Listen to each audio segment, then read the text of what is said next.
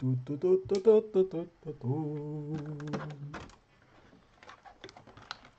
guys, I'm just connecting a couple of things and then I'll be ready. Once again.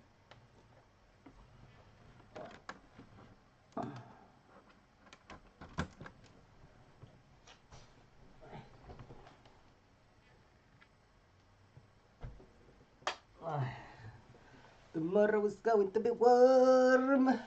Fucking finally, it's been cold lately. Alright, so today I'm just going to continue where we left it in the B100 module, which it was like a case study. And this time around, we're going to see a YouTuber that I've been following for almost 2 or 3 years, I believe. Maybe I subscribed this year though, but I've been checking his videos for quite a long time now. He mainly speaks about JRPG games and Japanese games in general. So it's going to be an interesting one because lately I have not played that many JRPGs. I think the last one was Trials of Mana, and I was a little bit disappointed. But yep, it was a remake of a really old game, so I wasn't expecting that much, to be honest. But we'll see. We'll start with Is X, which is another game that I want to play. It's going to be released this week, I believe. I did play number 8. I played number, what? I think it was the Arc of Napis theme or something like that on PS2. Back in the time, that was like 10, 15 years ago. Yeah, that was a long time. But this time around, we're going to check Is X. I played also number 8. Did I play 9? No. 9 is with the vampire. That one I have not played at all. So we're going to check this video and then probably we'll check the other ones. I'm interested in what he's recommending, and that's about it. I'll say if I want to check this one, because I can smell what is it about. So we're going to check 2 videos and then I'll finish. I was supposed to be playing and streaming the Callisto Protocol, but it's not a game that is like that exciting, honestly. I think mainly because of the gameplay. The story is alright. Nothing really interesting is happening, but it's just the gameplay is very Anyway, let's go. Do to get it. Puzzle. Men would sooner put the realm to the torch.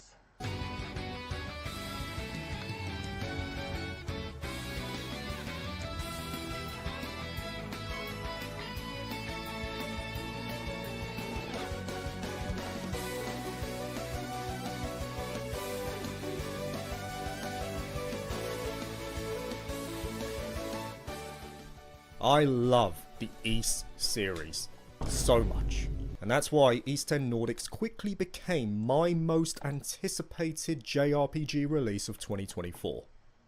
The Ys series does something unique for me, something special that isn't replicated anywhere else. The sense of adventure, the urge to explore, the mystery and the timeless music, this series has it all. And as such, when Ys 10 was announced for localization far earlier than I ever thought, might I add, it went straight onto my bucket list. Unfortunately for me, NIS America reached out and gave me a code which I was happy to accept, so thank you to them for doing so.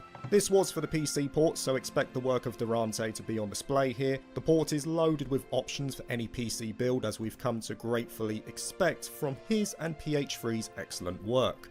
Now, when a game has so much expectation put upon it, it is for a good reason, but it can very easily become its curse too. How often have we played games that just don't meet the lofty heights that we envisioned? Well, from my experience, there have been many that fall under that category. Saying that, Ys 10 Nordics was not one of them. It was pretty much everything I wanted from Adol's newest adventure. An entry that also represented a new beginning for the Ys series in some ways, both in terms of visuals and gameplay. At present, this is my game of the year, and it's going to take something truly special to pip it in the final, 3 months of 2024. And in this video, I want to tell you why I rate it so highly. The game begins as many Ys games do. Adol and Alright, Game of the year. How many games have been released this year? Talking exclusively about JRPG games and RPGs and Japanese games in general. So for me, Game of the Year is going to be Final Fantasy VII Rebirth. But let's check how many JRPGs have been released. JRPGs 2024 release. There was Fantasio, Metaphor Fantasio. Then Dragon Quest III HD remake is coming out as well. There is a new The Legend of Heroes, I believe. There was Eiyuden Chronicles. And I don't think there was anything else from Square Enix, maybe. Let me check it out. There was Visions of Mana, but I don't think that's a GOTY contender so far. Alright, let's see. Let's see the list. There was the remake of Persona 3. Mario and Luigi and Brotherships is coming soon. I really want to play this game, but I just don't have the money, unfortunately. Zenless Zone Zero, I wouldn't call these a JRPG, honestly. Sharing the Wanderer, okay, that's more of a dungeon crawler though. What is the Showa American Story? No idea. Oh, Grand Blue Fantasy Relink. I heard a lot of good things about this game and it looks phenomenal. I want to play it. Maybe soon, maybe.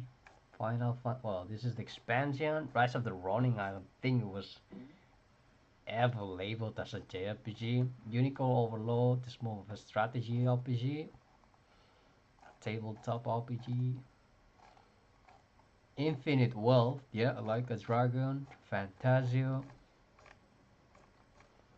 Yeah, for me it's going to be Final Fantasy VII Rebirth. I'm going to like, given is this one is kind of a big one though. But let's go. Ogi are on a ship sailing towards their next destination, which happens to be in the region of Celceta. It takes place 3 months after Adol's first known story in Asteria, which are shown in Ys 1 and 2. As such, Nordics is one of Adol's earliest games canonically, and as such, unlike say Monstrum Nox where Adol is in his mid-20s, this is an Adol with less experience at the age of 17, but still has that undoubted hunger for adventure. Which is why I was surprised in how connected this game felt to the wider series, whether it be through small references or indeed dialogue aimed at continuity. There's clearly been attempts by Falcom in recent Ys games to tie the later entries into the wider world building of this universe that Adol adventures in. It's still mostly standalone, as many Ys games are, and you can definitely enjoy this as your first game if you have no history with the franchise, but veterans who have played other entries will find some moments of familiarity on offer. And I like this. Falcom already have another franchise in Trails that is a widely connected saga spanning 13 games at present. Why not do something similar with Ys, but at a smaller scale? Ys doesn't have to replicate Trails, but there's no reason why it can't use the history that the franchise has rightly earned. I think Ys 10 Nordics hits that balance really well, while introducing yet another land to the wider mythos of the series. That area soon comes into view. It doesn't take long for the ship to pass the imposing Orbilia Gulf, which is stewarded by a group of Normans called the Balsa Sea Force. Unfortunately for Adol and co, the ship is apprehended by the Sea Force, with their warrior Princess Kaja having a one-on-one with Adol himself. The captain is killed for not paying a toll, and Adol, along with everyone else aboard the ship, are forced to make port at the town of Karnak. It's here where Adol is soon cuffed to Kaja by a rope of mana, and the two of them are forced to work together to discover the mysteries of the Gulf. Now, the beginning of Ys 10... Okay, this kind of introduction is kind of long, so we're going to pause there for now. Schaefer Kalk has remained a family-run business for over 150 years. Unfortunately, I need to check this fucking But while video. the family has been a constant, the business itself has continued to grow and develop. Is this the Schaefer Als again? ich 1965 in die Firma eintrat, I think I've seen waren this wir noch already. ein ganz oder recht kleines mittelständisches Unternehmen, was zwar eine lange Tradition hatte und auch schon im technischen Bereich sich fortentwickelt hatte. Und wir haben auch gleichzeitig eine differenzierte Firmenplanung, ein Controlling eingerichtet. Das war meine Aufgabe, dass es uns ermöglichte, auch finanzielle Wagnisse in die Zukunft zu übernehmen. Wesentlich ist, dass die Unternehmensleitung immer und wir auch darauf geachtet haben, langfristig erfolgreich zu sein. Es war niemals unser Ziel, kurzfristige Erfolge zu haben. Wir waren auch immer daran interessiert, unsere Kunden langfristig an uns zu binden. Wir haben viele Kunden, die seit Jahrzehnten unsere Abnehmer sind. Das heißt, wir mussten uns immer bemühen, deren Qualitätswünsche und auch sonstigen Wünsche 50, die Produktionspunkte, übersehen. This video is terrible. One of the advantages of working with long-term customers is the ability to plan a long-term strategy for the company, something which is especially important when they are looking at investing in new technology. Für die technologischen Fortschritt waren zwei Entscheidungen ganz besonders wichtig, nämlich dass wir 1966 erstmals einen neuen Ofen bauten, der besonders reinen Kalk erzeugte und sehr wirtschaftlich mit der Energie umging. Wir haben dann später noch zwei Öfen dieses Typs gebaut mit 600 Tonnen Tagesleistung. Das waren auch die größten Kalköfen, etwa ab zur technischen und uns besonders an die... There was certain risk that we won't have enough volume to run the kiln properly. We discussed very intensively and then said, yeah, okay, we will build the kiln, we will continue with the investment. Because in the long, the right decision in the long run. Verarbeitenden Prozesse bietet. Darüber hinaus haben wir bereits einen weiteren Stessen dieses Werkes. Particularly in the moment where family conflicts can arise, there you can regulate certain things. Alright, this is one of the most boring videos I've ever seen, and I'm not even sure what I'm supposed to note because I have nothing. So let's get this out of the way.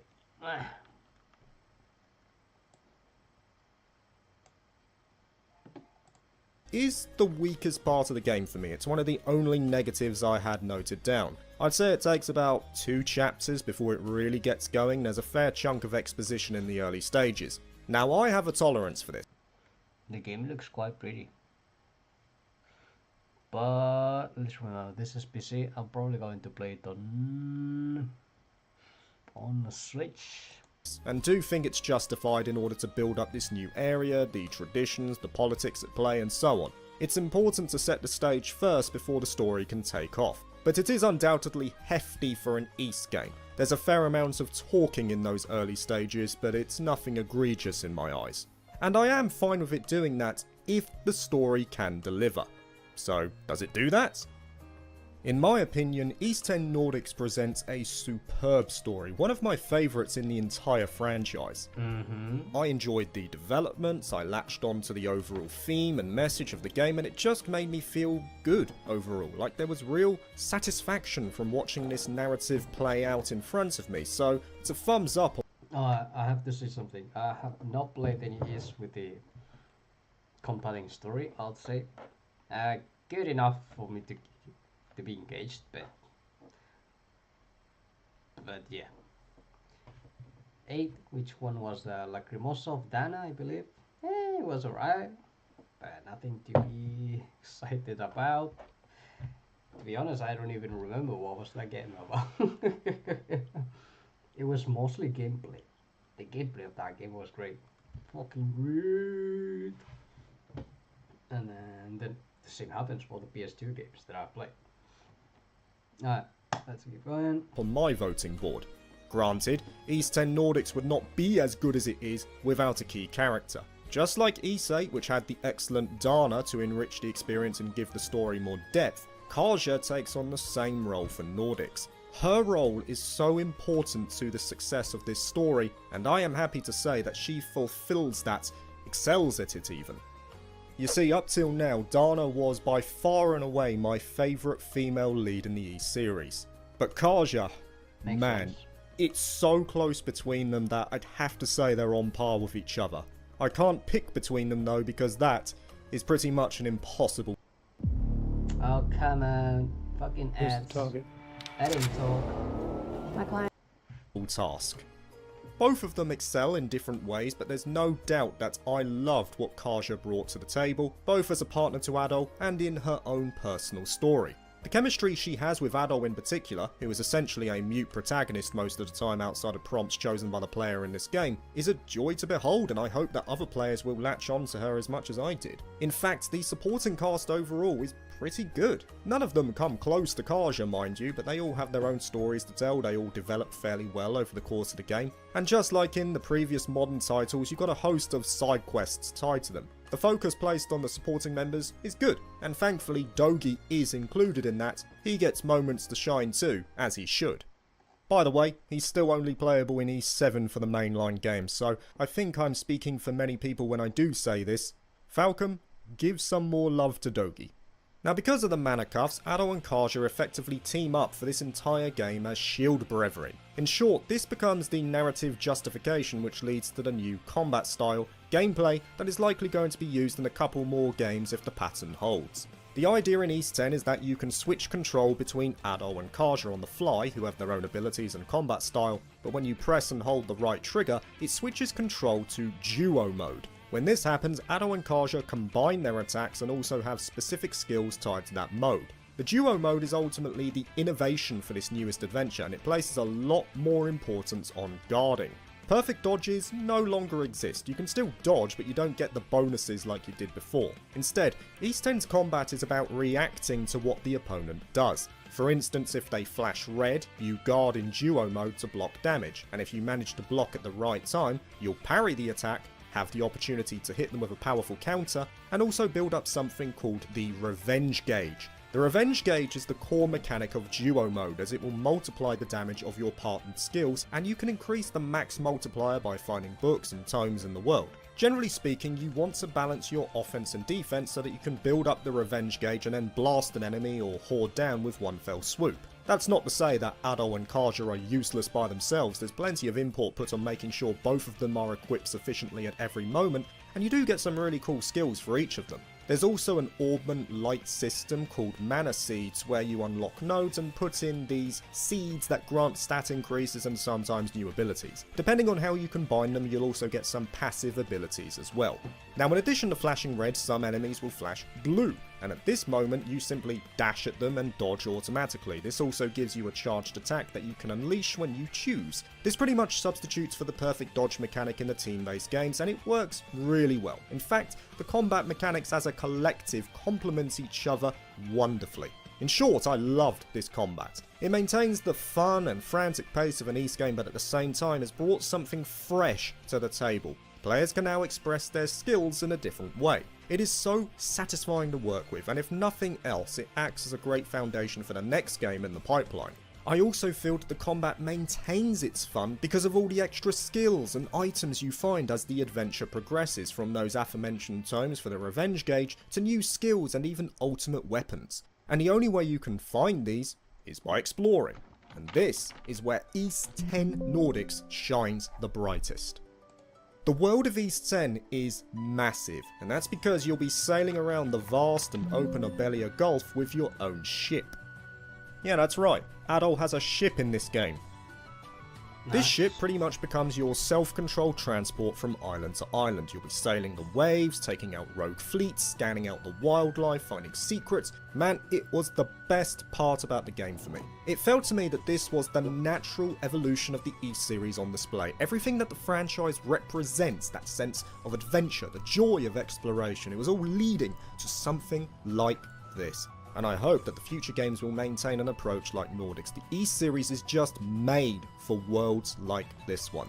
Now, like any good seafaring game, the ship not only acts as a hub where characters gather as you gradually build up your crew, but you can also freely upgrade it. All your facilities are here, and you can gradually improve parameters of the ship like firepower, hull strength and maneuverability, as long as you have the right materials. It does start a bit finicky in terms of controls, but that only gets better as you upgrade the ship itself. And because of this tangible progression, I wanted to explore every nook and cranny of this world. The most fun I got from East 10 was just hopping from island to island and clearing out all the treasure and secrets it had to offer.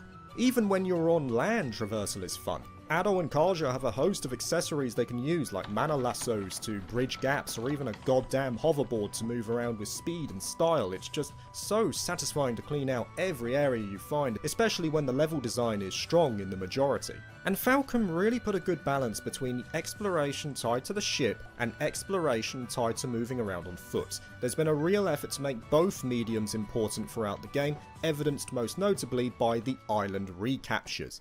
This effectively substitutes for the CDkeys.com. Shop the latest games and upcoming releases at the best prices. raid. Right.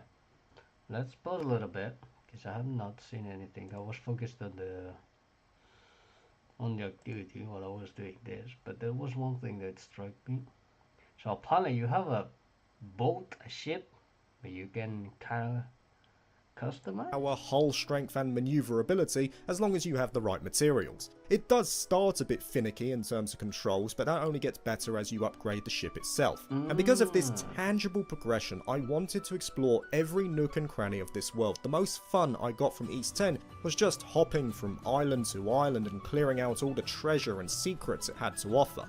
Even when you're on land, traversal is fun. Ado and Kaja have a host of accessories they can use, like mana lassos to bridge gaps, or even a goddamn hoverboard to move around with speed and style. It's just so satisfying to clean out every area you find, especially when the level design is strong in the majority. And Falcom really put a good balance between See, that's what I was talking about, eh? It's a really good damn game. And I'm expecting the same out of this, but apparently there's like a new feature, which is this boat thing, which I'm not sure what to think about though. It might be funny after the first hours, but after that, it might get kind of repetitive. We'll see. Well, that's for me in a very long distance feature. We'll see when. Exploration tied to the ship and exploration tied to moving around on foot. There's been a real effort to make both mediums important throughout the game, evidenced most notably by the island recaptures. This effectively substitutes for the raids in games like East 8. Some islands will be protected by a force field and you retake it in a dual stage format. You first take out pylons on the outside of your ship and then land with Ado and Kaja to retake the fort directly. Now, I've said before that while I adore East 8, the raids were my biggest issue of the game. I just didn't like the idea of stopping my progress to go back and fight waves of enemies. Nordics, I feel, does a much better job of it overall. Initially, you're finding these events as you travel. You're not having to go out of your way to do them. It's a natural part of the flow of the game, so that already is a plus. And secondly, they're just way more fun. Combining the gameplay of both the ship and the duo pro tags while also having some pretty good design within the forts themselves. They're often different in structure with mini puzzles tied to them as you go through. And just like the raids, you'll get a rating and rewards depending on your performance. You know, there's way more that I could go over with exploration, but I'd rather let you see it yourself because, like I say, it was the most fun I had with the game. For an entry that basically adopted a new approach to gameplay, this is such a strong starting point. And I must say, I know Falcom games aren't great with their graphics normally, but this game looks good on the PC, despite being made primarily with the Switch in mind. It's colourful, it's got nice detail to the environments, there's some really awesome sequences in the game too. And the in-house engine is really coming into its own, you can see it in the cutscenes. I will note that I saw the odd graphical glitch here and there, like a part of the environment flashing for like a millisecond, and it did happen quite frequently, so I hope that gets fixed if possible, but otherwise, I was enamoured with the exploration. It made me feel like I was playing Wind Waker again, which happens to still be my favourite Zelda game to date. Just this feeling of riding the waves, finding secrets, and covering the mysteries of this vast land, all while building up a crew from zero, it is just, superb. Especially if you've got bopping tunes to keep you keen throughout. How's the music, you say? Well, it's an East game. You know, it's great by default. I mean, you heard one of the songs at the start of the video. It's chock full of awesome tunes like that. As a collective, I wouldn't say it's as strong as, say, East Origin or East 7, but it's in that bracket slightly below. but if you're simply looking at it in a bubble, then there's nothing to dislike about it. Ys is known for its music, and Nordics just continues that legacy. Honestly, I could gush about this game all day, but I want to stop here for fear of spoiling, but also because I'd rather let you play it yourself. I'll say this as I close out though. I adore Ys 10 Nordics. It is wonderful. Like I say, this here is my game of the year so far, and it will take something special to beat it. As an Ys fan, Nordics was pretty much everything I wanted. Maybe a slightly slow start, admittedly, but when it gets into its stride, it's just Ys, man. It's just Ys. And that's all I need. No other franchise does adventure like Ys. And if Falcom keeps putting out bangers like Nordics, I'll continue to sing its praises for as long as I play games. Ys 10 Nordics may be a new chapter for the series, but it still maintains its core, brilliant identity. Thank you for watching this video. If you liked it, please like and subscribe for more JRPG content, and consider joining my Patreon if you're interested. Peace.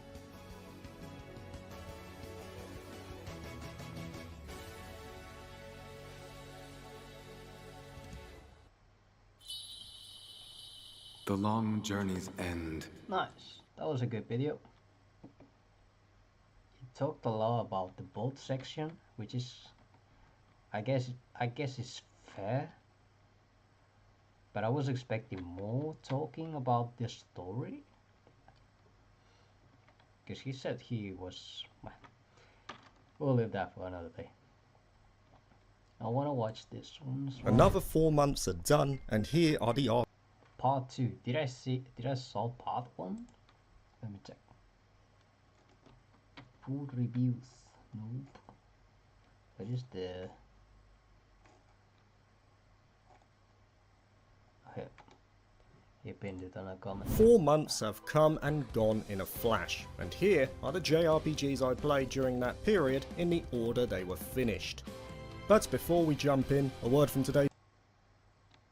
Is it the best Atelier I've ever played? No, but I think it has plenty of merits to bring to the table, and can also act as a great starting point for new players. It displays basically everything that a modern Atelier game is all played.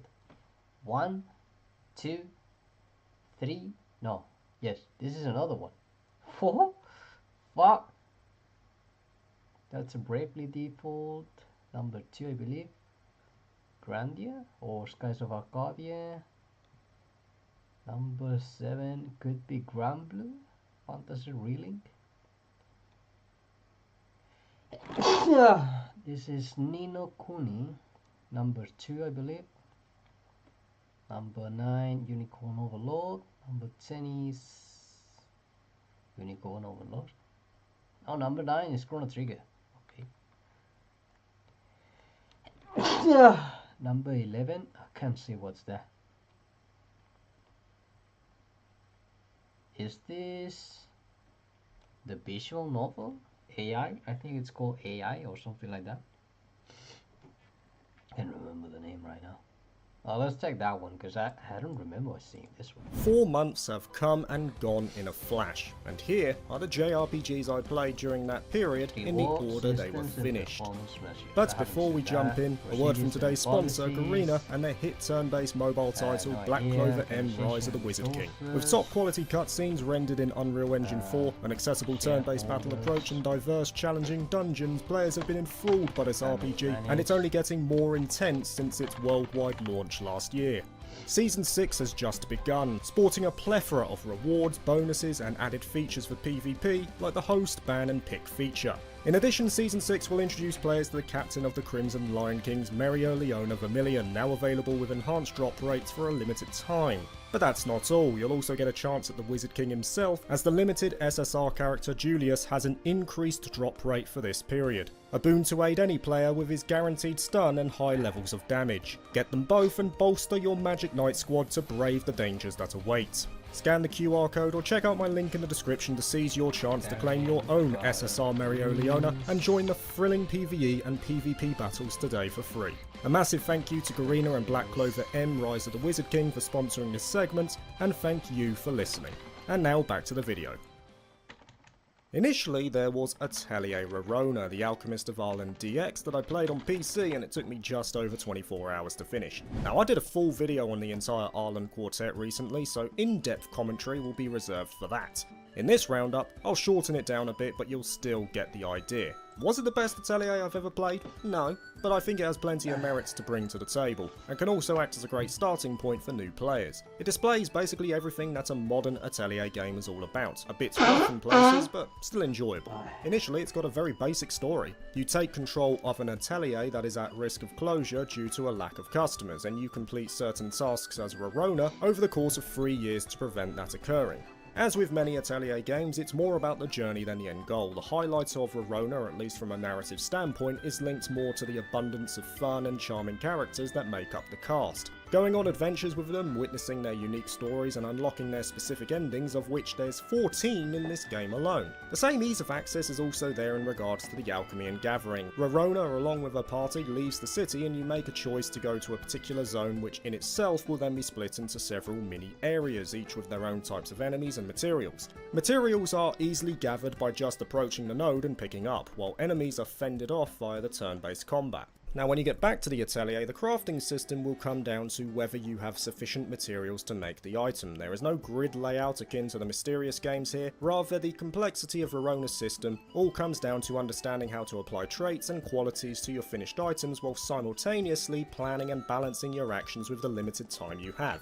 Rorona has 3 years to complete 12 tasks to end the game, and if she fails any of them, you get the bad ending. Nearly everything Rorona does takes time, travelling to gathering fields, making items, all of them will eat into that time limit. It sounds stressful, and I admit I thought it would be the deal breaker for me for the Ireland games, but that wasn't the case at all. I often would complete tasks with weeks to spare, purely through standard progression. So if the time limit is what worries you, I wouldn't let it influence your choice for Rorona at the very least. Like I said before, it's a bit rough in areas.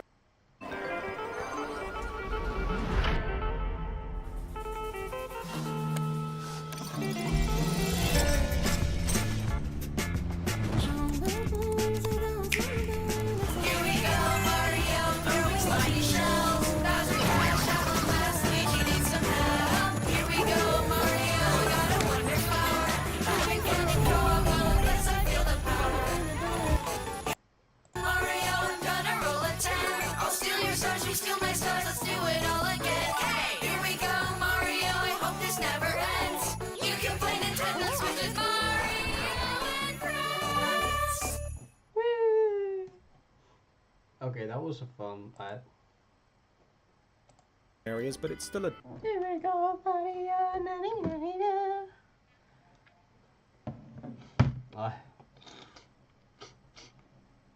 I'm getting sick, boys, again.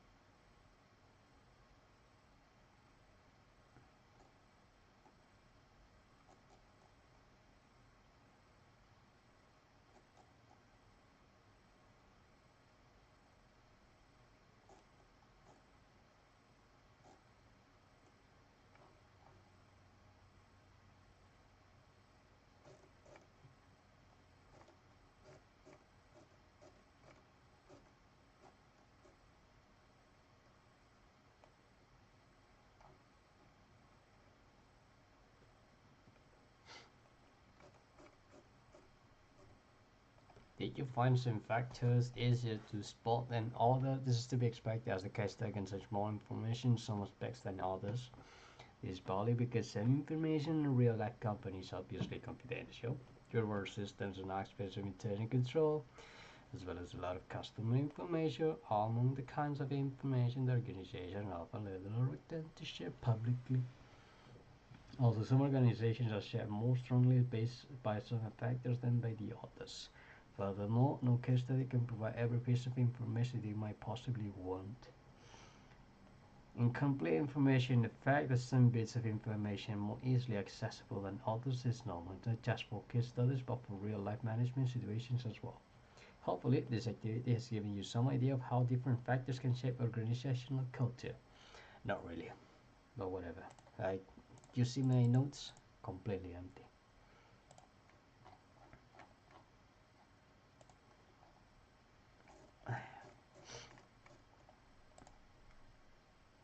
Analyzing values.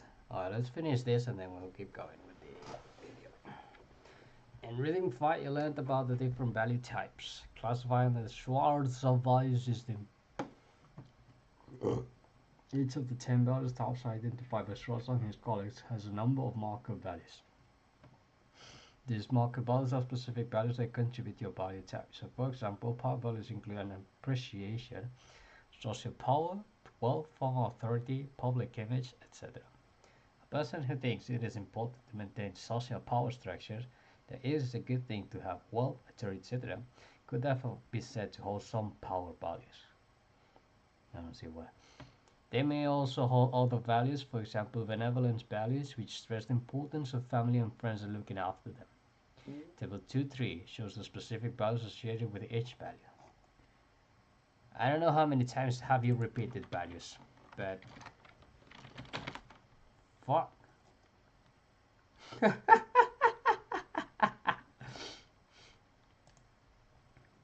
Terrible.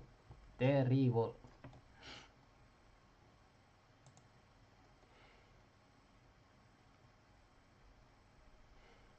Value type power, social power, wealth, authority.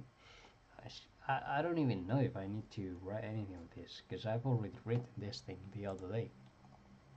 Like we have it here. 10 value types conform within 4 subjects: universalism, benevolence, which is somewhere around there. Yeah, universally, benevolence, conservation, tradition, and security. Tradition and security. Yeah, I'm just repeating the same thing.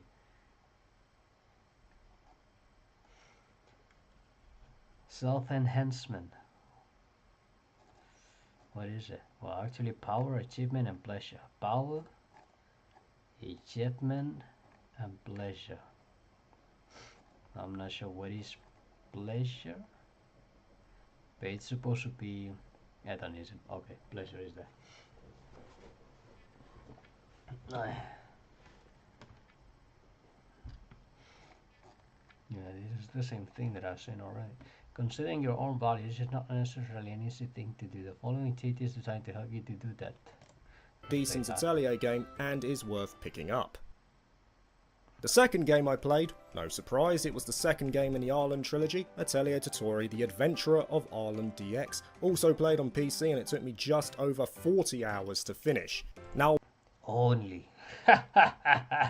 While Rorona had its own charm, Totori was my favourite game of the 4 Arlen titles, but I'd wager that won't be the case for others who try it out. Atelier Rorona has a fairly lenient time limit all said and done, but in Totori that is not the case, as many of these. No one seems to know this, but Amazon actually has a $50 million fund that they have to pay out every single month. And here's how you can get a cut of it. My name is Charlotte Mickelson. Adventures are mainly honed in on the growth of Totori herself. And the third game I played was the last of the original Arlen trilogy, in Atelier Meruru, The Apprentice of Arlen DX, played on PC, and it took me 26 hours to complete. Okay. Common positives that carry over from the other two: similar turn-based combat for the most part, similar alchemy, and great characters, propped up more by the fact it's one of the later entries, so a lot of the previous characters from other games return here. For all intents, that familiarity between the games may sound grating. I mean, you're effectively playing the same game 3 times, right? Not at all.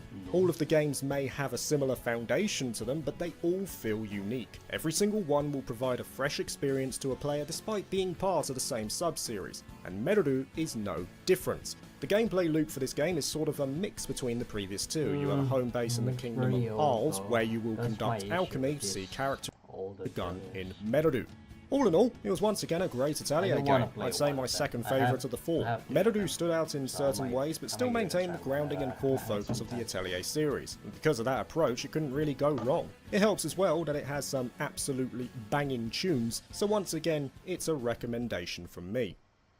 And the fourth game I played was, good guess, the Fourth Island game in Atelier.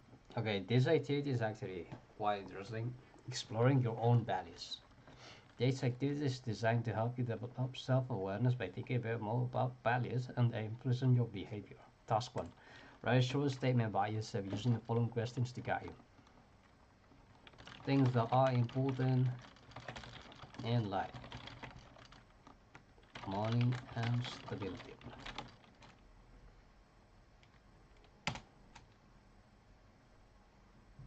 How do you like to be? I like to be someone with money.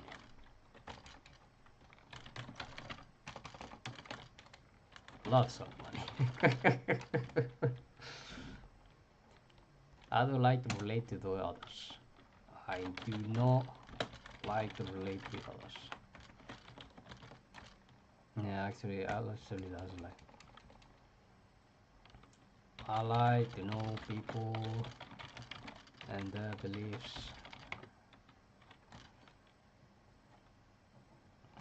Although mostly for curiosity.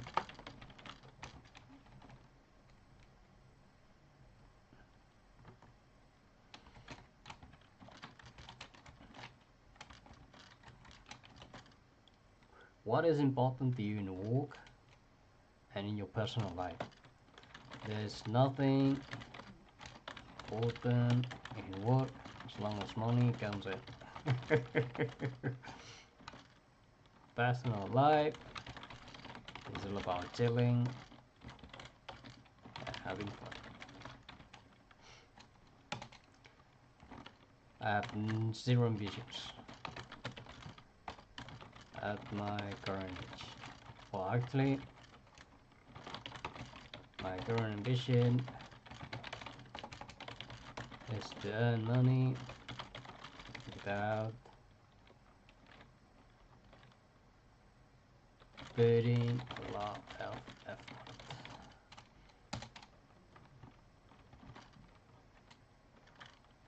Money makes me happy.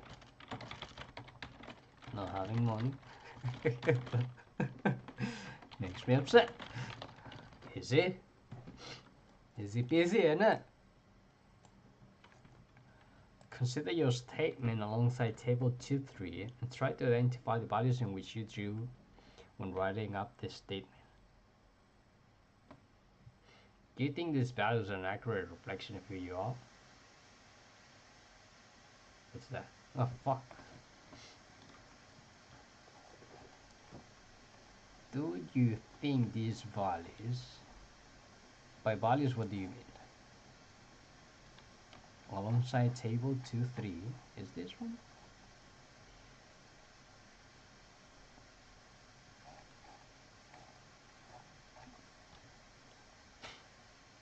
Do you think these values are an accurate reflection of who you are? Absolutely not. The values do not reflect who I am. Absolutely not. And the same goes for the behavior. First of all, is there's no money.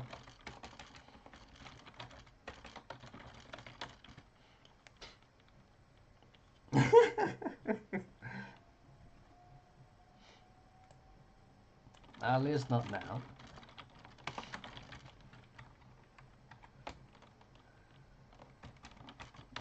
Money moves me, but I also lack good judgment and opportunities.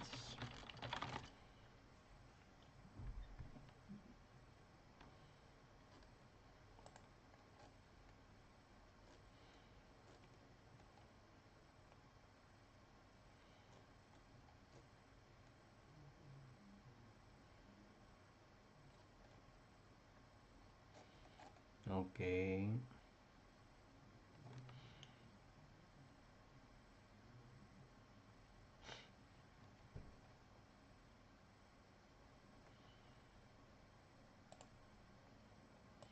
Did I notice save? Oh, forgot to save.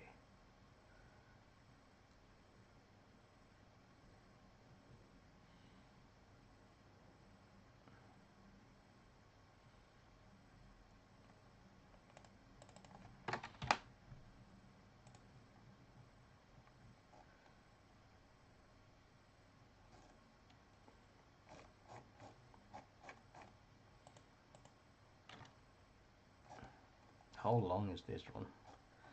Oof.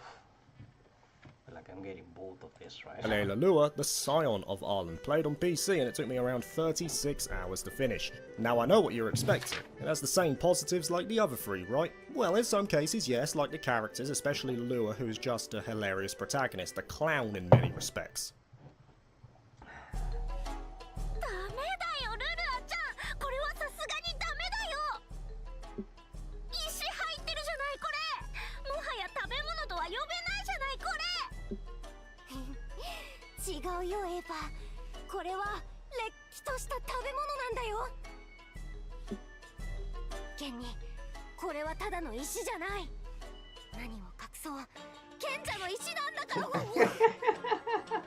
What the fuck? Okay, I really want to play this one.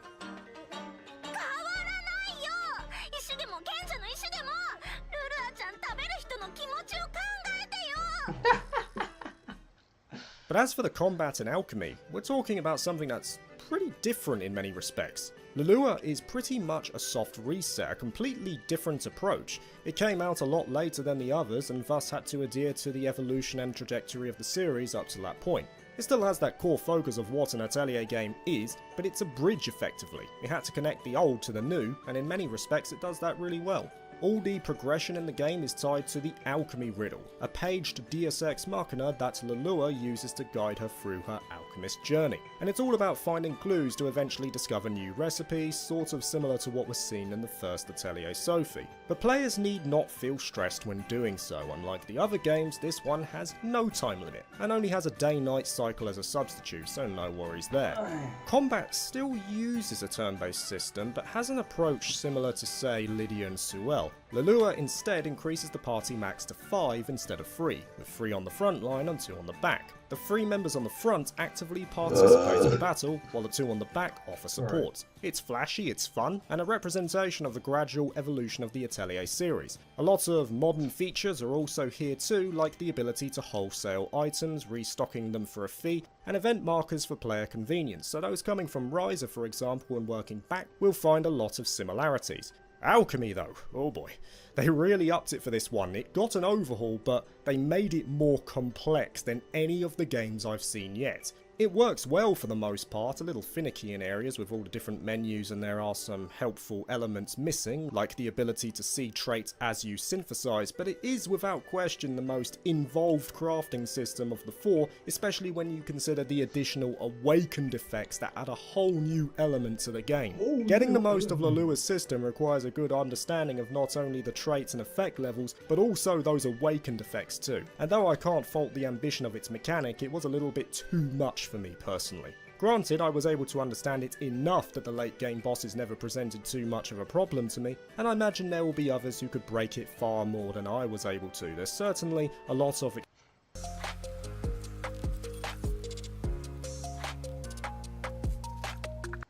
experimenting to be had here. But overall, Lelua was a solid ending to the Ireland games. Not my favourite mind you, but still a game I'd happily recommend to others, and maybe even more so as a good starting point to new players even with its position as the last of the sub-series. The 5th game I played was one that I had put off for ages. I had literally bought it over 2 years ago and Okay, Bravely Default 2, it's depending on the day, it's a 7 out of 10 game or an 8 out of 10 game for me. I can't believe it took me so long to get around to, because it is definitely going to be one of the best RPGs I play this year, irrespective of the new ones coming out in 2024. It's the third mainline game in Team Asano's Bravely series in Bravely Default 2, played on Switch, and it took me 42 hours to beat. It revolves around a group of heroes who embark on a journey to recover 4 powerful crystals scattered across the world of Ixalant, each representing one of the 4 elements: earth, wind, water and fire.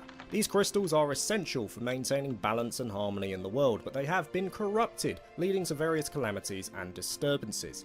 It's in the aftermath of one such calamity where our self-insert protag washes ashore, and soon after he and 3 others set off on a journey to find the crystals and restore peace to the world. So first off, let's get the elephant out of the room. The premise sounds very similar to an early Final Fantasy game, and that's because the original Bravely Default, and thereby the sequel, was initially intended to be a Final Fantasy game, but Team Asano instead decided to make it its own franchise. What they ended with was Bravely Default, but there are so many resemblances to its mother series that it honestly feels like you're playing a Final Fantasy game in all but name. 4 Crystals of Legend, 4 Warriors of Light, a job system, heck, you're even playing as Lalafels from Final Fantasy XIV. Is that a bad thing? Hell no.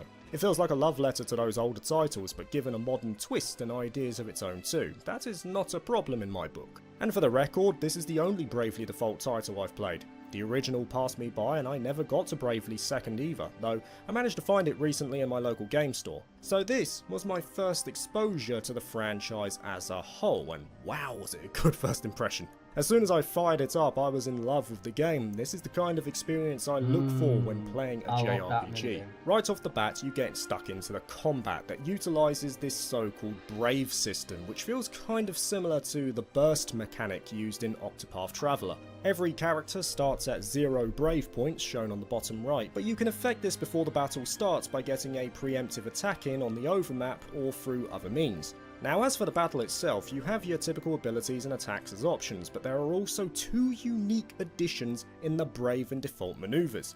If you default, you will defend yourself and also accrue 1 Brave point in your stock to a max of 3, and if you use the Brave command, you will use 1 of your Brave points and get an extra turn. So the idea is to build them up and then when the time is right, unleash them all for a heavy hitting blow. However, you can also choose to owe Brave points as well, meaning your counter goes into the negatives. If you do this, you can say take out an enemy without preparing a stock of points, but the cost is that if you fail to finish the fight, your character will have to wait until that Brave counter resets to 0. It's an intuitive and engaging system that rewards preparation, but what I love about it is that there's a high degree of risk and reward in the battle itself. Do you choose to take the chance and finish the fight off, or play it safe and keep defaulting till the time is right? It goes without saying as well, but not only can the player engage in this system, enemies can do the same, and some of the bosses will have their own abilities that will manipulate their own Brave points and the players too. How they affect them is purely down to the job they use. And this here is another highlight of Bravely Default 2. The job system is ludicrously fun and flexible, huge amounts of freedom that are given to the player even early on, and it just keeps enriching further as the game goes on. There are 24 jobs in this game, 3 of which are optional, and every single one has their own strengths and weaknesses, along with a job level tied to a host of skills. At first, the max you can get a job to is level 12, but you can eventually raise it to level 15 if you choose to do the optional content. Every character, in addition to your standard equipment management, can assign themselves both a main and sub job, with the main job providing specific passive abilities, and the sub job simply acting as an additional list of skills in battle, dependent on how many you've unlocked at that time. What's awesome about the job system is that there is so much experimentation to be had. Certain combos of jobs will perform well together, and it became such a joy just to find the combinations that worked. And while that's fun, it's also equally as fun to break a game too, which I was more than happy to do in the early stages by maxing out my job levels and then using the freelancer job, which basically gave a massive stat boost depending on how many jobs I had mastered, which was easy enough to do. Now I will concede that grinding is a thing in this game, but even that is fun because the game provides so many great ways to overcome it. This is not an RPG that just tells you to bash your head against single groups of enemies and gradually get stronger. You have a multitude of methods to approach it, like stacking encounters together, using items to increase the likelihood of facing multiple enemies at once, and thereby increasing your experience and job point reward come the end of the fight. You can then multiply this with certain passive abilities from the jobs themselves, and by Bro, I'm just reading this activity and I'm kind of confused. Like, I'm expecting this to happen in a bakery. Yes, most of it. And I got to the activity and I read this stupid thing. Transport. Although a small bakery is likely to sell directly to consumers, some transportation is still required. And here I'm like thinking, yeah, maybe they sell it online. And then he says, for example, customers have to get to the bakery to buy their bread. Are you stupid?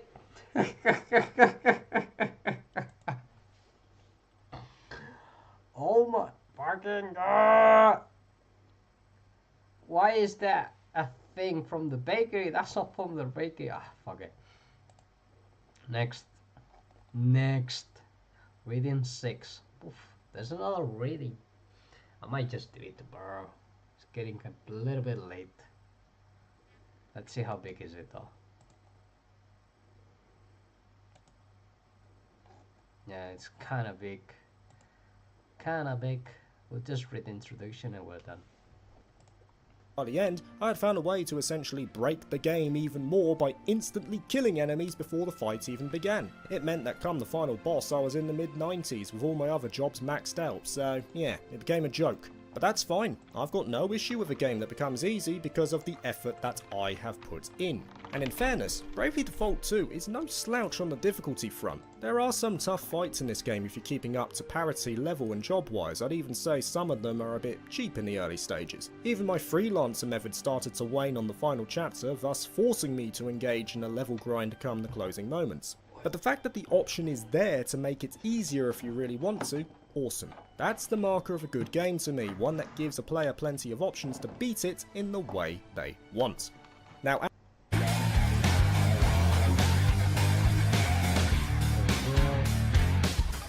as for when I did get around to beating it, I guess this is minor spoiler territory if you will, so skip forward if you'd rather not know, but there are 3 main endings in this game. Only one of them is true though, and is pretty much the happy conclusion. However, Team Asano didn't want to give you that ending for free, as it's by far the hardest to obtain and actively requires you to see at least one of the other endings before you have a chance to see this one. All in all though, I'd say that final ending was 100% worth it, if not to see all the characters leave with a smile on their face. And I say that wholeheartedly because the characters are pretty good in this game. Well-defined story arcs, developments that fit in line with their motivations and personality, decent voice acting. Yeah, I had a good time with them, and it helps that there's only 4 in the active party throughout, so it gives them plenty of time to develop their chemistry over the journey. I will concede that some of the wider members of the cast were a bit underwhelming overall, but even they had moments to shine. The story, well, it's definitely not inspired considering its familiar premise, but that doesn't mean it's not enjoyable. Bravely Default 2's story won't light up any narrative award gala for creativity, but it's presented well, and if anything that's all it really needed. It does what it needs to do to draw you into its world, and it's got some poignant developments for good measure. It won't challenge you on, say, an intellectual level in terms of questioning its deep themes, but it's a by-the-numbers fantasy narrative that will keep you engaged. Add on to that its wonderful art style, strong OST, especially in the latter stages, and an abundance of side content to get stuck into, and you've got a top-tier JRPG in so many respects. If there were any negatives, I guess the dungeons were a little bit too long for my tastes, and the online features, while a great idea, didn't really have much impact in the game considering it released over 3 years ago, but they're minor personal gripes of mine that I've no doubt won't even be seen as an issue for many other players. Once again, I am slapping myself with frustration that it took me this long to finally get around to Bravely Default 2, but better late than never. It's a fantastic game, excels in so many areas, and as I said at the beginning of this section, it's a shoo-in to be on my top 10 list come the end of 2024. The 6th game I played was voted for by my patrons as part of the Retro series, and it was for Skies of Arcadia Legends in this case, that being the enhanced GameCube version. It took me just over 39 hours to complete and was indeed played via emulator. Now, since I've done a fully dedicated video on this, I'll keep the commentary brief, and if you want the full retrospective/review, you can check out the video I did around 2 months ago. Otherwise, let's get in on the brass tacks. Skies of Arcadia is one of the most well-regarded JRPGs ever made. It stands among the classics as a fond memory for older JRPG fans, and after playing it, I can certainly see why. Yes. Why does it look that good? Was that like a HD release? I don't believe so. I am of the opinion that it hasn't aged too well in certain areas. In particular, I feel its biggest weakness is in its overall slow nature. I don't mean in terms of story pacing of progression, I mean in how long animations and sequences take the play out, from battles to handing in moonfish to ship fights, and also transitions between areas. I think that the random encounter rate is too high even on the GameCube version, which was noted as being curtailed from the original, and it also suffers from the pioneering days of the late 90s in regards to game development. This idea where developers were trying to transition from 2D to 3D, and while Skies of Arcadia certainly embraces that aspect and does it really well overall, there is the odd frayed edge here and there in regards to, say, its camera, which can become a nuisance in narrow hallways. So I'm not saying that the game is infallible. By modern standards, it is lacking in certain respects. But even so, I still consider it a must-play for any JRPG fan, a game that should be at least tried because Skies of Arcadia does so many great things that still stand out even to this day. For instance, I'm a huge fan of its overall atmosphere and ambience. It certainly has the odd heavy-hitting moment, but the majority of the time you have that undeniable freedom of exploring the skies. Sure, in the early stages it is still fairly linear as you move from point to point, but you just can't match that liberating feeling of sailing through the clouds. It's something you don't get in many contemporaries, not right from the offset at least. And it only gets better as the game goes on. You get more mechanics to enrich the experience and start to do more things that fit in with the idea of being a pirate. Bounties, treasure hunting, discovering new lands, building a crew and more.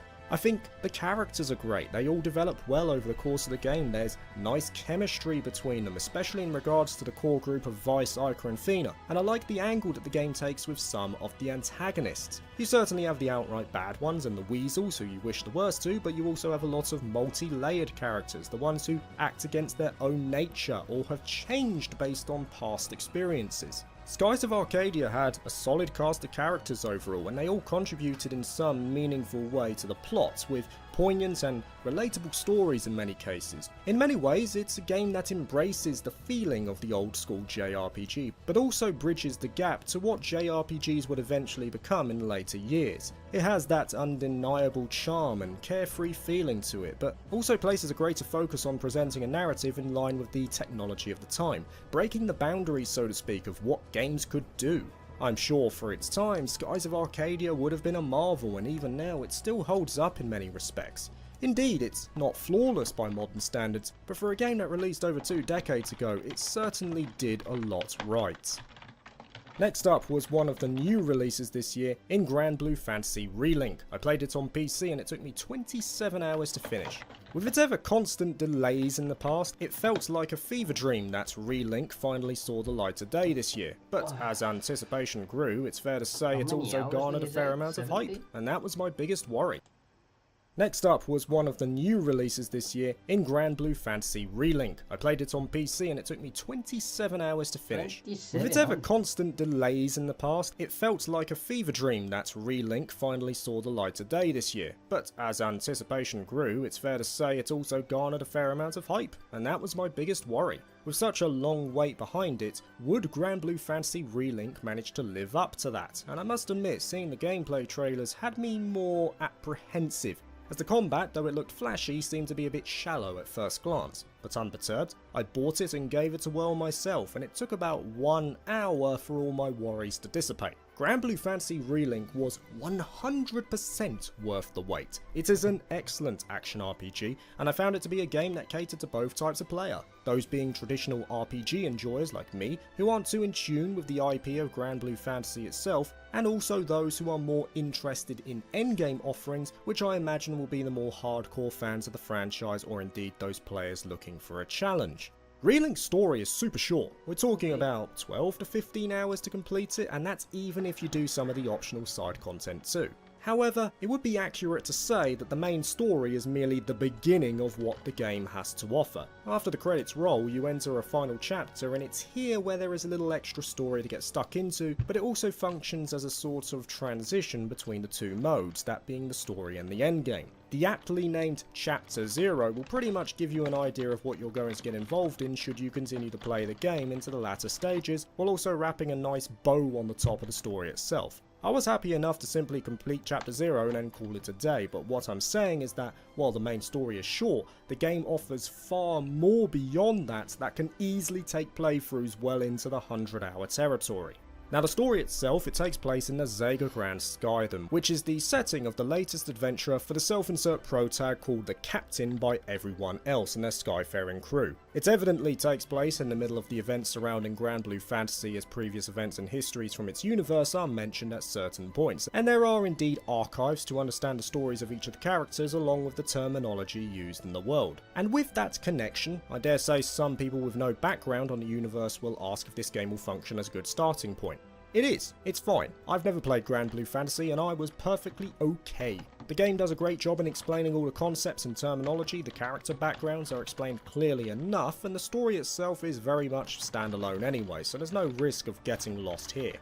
And thank God it is accessible, because I can't imagine a world where I'm locked off from enjoying this game because of a lack of knowledge. Right off the bat, Relink has got to be one of the most beautiful looking RPGs I've ever played. It is a spectacle as much as it is a game. The vistas are gorgeous, the character models and sprite work is great, the animation is top tier, there is nary a blemish upon the canvas that makes up this game. The amount of polish is at obscene levels here, and it results in so many well-presented moments throughout that main story. The cutscene direction and execution was top tier throughout, it never dipped, and it showed to me that at least on the surface, those Grand Blue Fantasy bucks earned from the source material were spent well.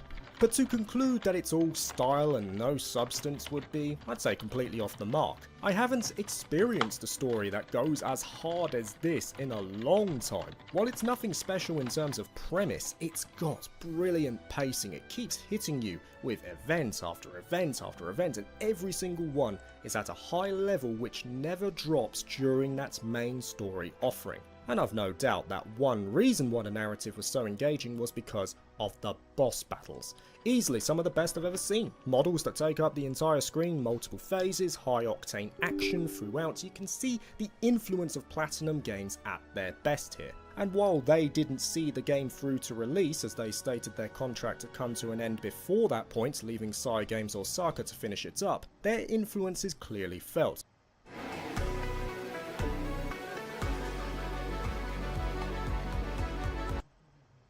And the game is all the better for it.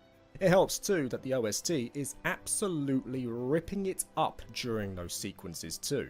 As for the combat itself, it's a tried and tested archetype for an action-based game. Every character has a chain of attacks, a combo finisher, dodges, guards, a host of skills tied to them which you can change throughout as you unlock more, and of course a special move called a Sky. This is definitely one of the games that I want to play. The only problem is, do I want it to play on PS4? And how much is the game right now? Grand Blue Fantasy Relink PS4.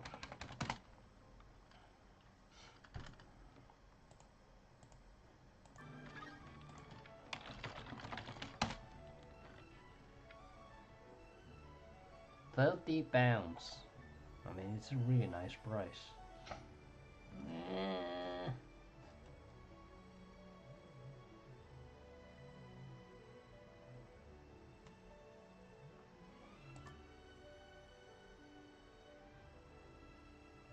I need to check one thing.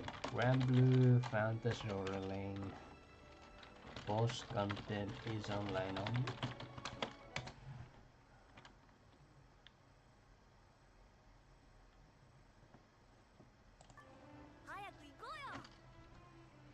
Jesus, 100 hours.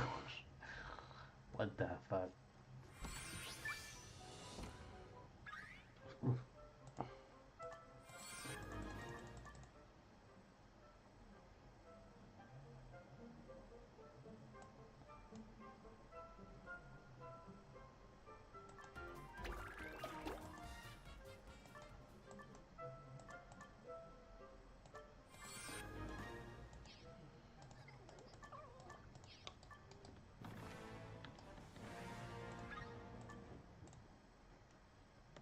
Bound art. It sounds easy to grasp, but there's a reason for that.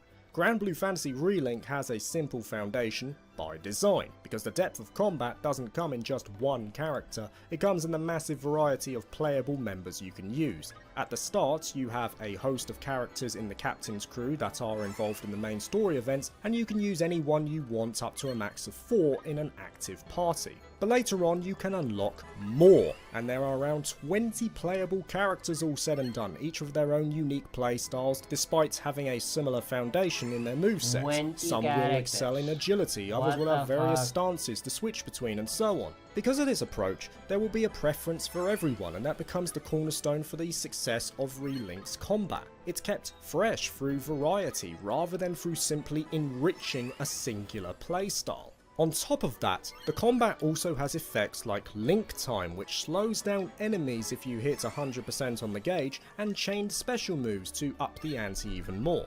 There's more though, as every character has a notable level of depth too. Each crew member has a host of weapons that can be made and upgraded, sigils to equip, which are basically the game's take on equipment management, a massive skill tree split into offense, defense, weapon mastery and overmastery, and also a story all their own for their time in the Sega Grand Skyrim. You witness these stories through the Fate episodes, and though I like their addition and they also function as a stat boost on top of detailing a character's own story, I do think they are the weakest part of the game, as the episodes in many cases boil down to a still image with text and voiceover. Oh no, why you do this? This is fucking lazy. Oh well, I guess better than nothing, but that's very disappointing. That is very disappointing to hear. Well, maybe they could have given us less of these and upped the quality a bit for what remained, you know, given us some more traditional presentation akin to the rest of the game's offerings to visualize these individual adventures, but they are serviceable. Even so, you will want to do these Fate episodes because they function as one of many ways to upgrade your character. Every member has a power level assigned to them based on their sigils, weapon level and so on, and it acts as a marker to see if you're prepared for certain content. If you're below the power level, you'll have a tougher time, so the idea is to continually grow stronger to eventually move to the next tier. And Grand Blue Fantasy Ring on PS4 versus PS5. Yeah, that's what I wanted to check. Check review. Digital Foundry. Can you imagine life without Voxy Mobile's unlimited social media and YouTube shorts? Nope. Take away. After a protracted production lines in the character texture details. These models look like a mix of the models from Valkyria Chronicles and Tales of Arise, with some of the painterly touches of the former with fidelity closer to the latter. Those illustration-derived artistic flourishes do extend to the rest of the game if you look closely. Clouds, for instance, which are represented here with 2D art. Okay, I don't want to check this. You want to check the performance. That's the only thing. Seeing footage from that performance mode, which is where I spent the vast majority of my gameplay time. Oh, come on. The two modes don't really differ in terms of underlying visual settings. We see similar LODs in both options,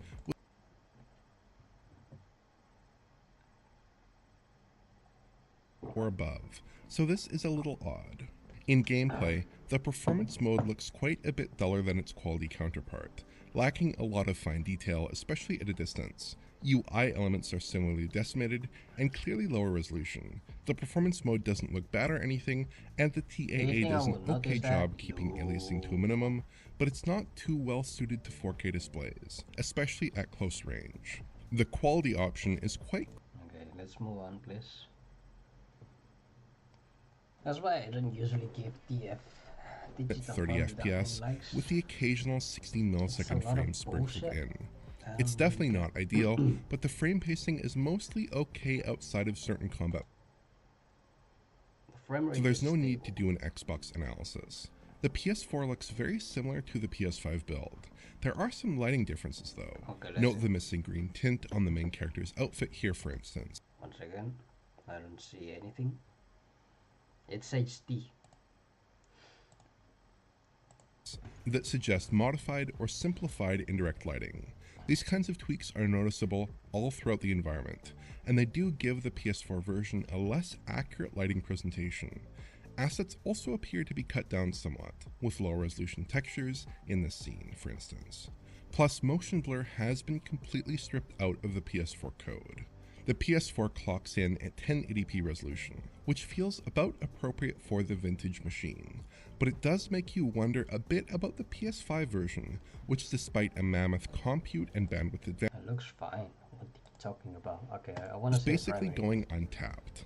Both PS4 and Pro target a pattern of 16, 33, and 50 millisecond frames. Issues from the PS5 version have returned. We see the same pattern of 16, 33, and 50 millisecond frames, except this time the extent of the problem is more severe. The game suffers from near constant frame pacing problems on PS4 platforms, giving the impression of a game with a much lower frame rate. Relink just never feels smooth on PS4 systems. Okay. So it looks good. That's only the thing that I wanted to know. It looks good and it runs good. Good enough to play. This is the cornerstone of the late game offering. You gradually make your way through the lower tiers until you take on the more challenging content. You start at normal, then move to hard, very hard, extreme, maniac, and lastly proud. This is where some players made the connection between Relink and say Monster Hunter, similar concept, similar design, and still addicting to get stuck into for the right person. Like I say, I was happy to complete Chapter 0 and move on, as I don't get much enjoyment from grinding out content to later do the same content but on a higher difficulty, which normally amounts to higher damage and health pools without a change in mechanics, but the offering is always there if I ever want to jump back in. All in all though, Grand Blue Fantasy Relink is a massive success, one of the best action RPGs that will release this year. Cygames & Co delivered despite all the development trouble. They were able to conceptualize and execute a game like this, demonstrating they know what makes a great RPG. And though I personally will never play the browser game, as it's never going to be my type of thing, if they do choose to make another game in the same vein as Relink, I will be one of the first to buy it. The 8th game I played was another from my 2024 backlog, and it was for Ni no Kuni 2 Revenant Kingdom, played on PC, and it took me 32 hours to finish. It begins with Roland, who is the President of the United States, I'm assuming, driving to a city, but said city gets nuked with...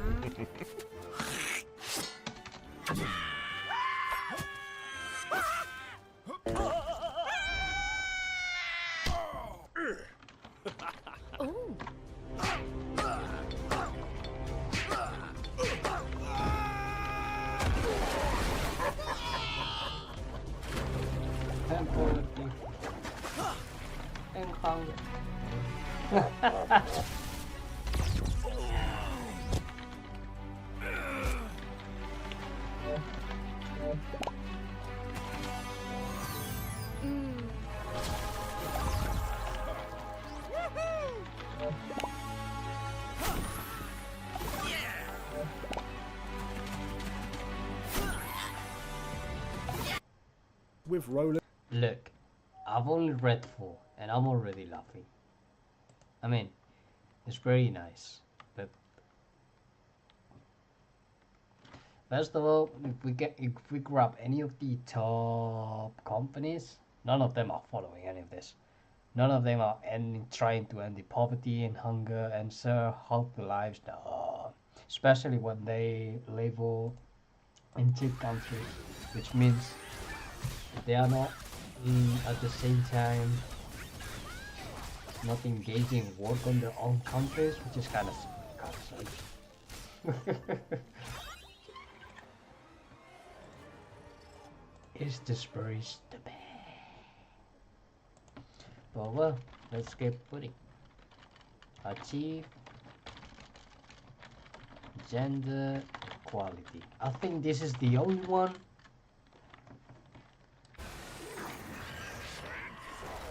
That is kind of working something. Mainly because the social people are working towards it. But the rest?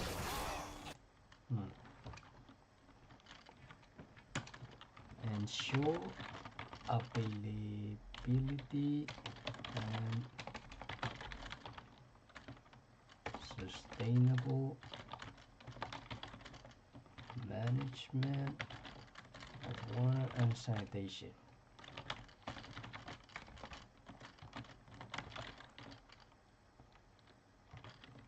Sanitation.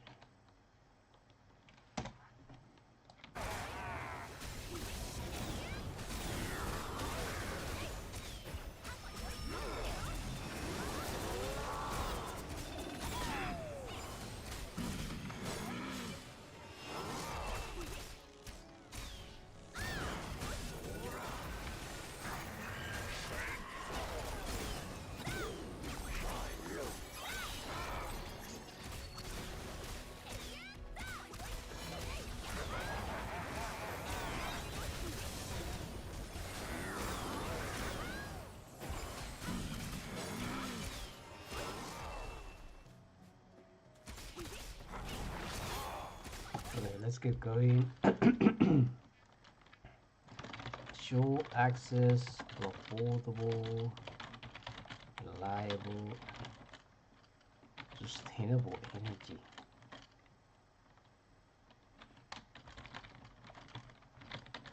Yeah, there's no way this is being followed at all. No.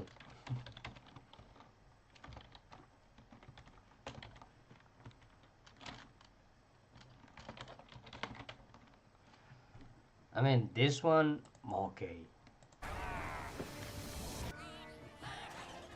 There's just quite a few things I just don't really understand.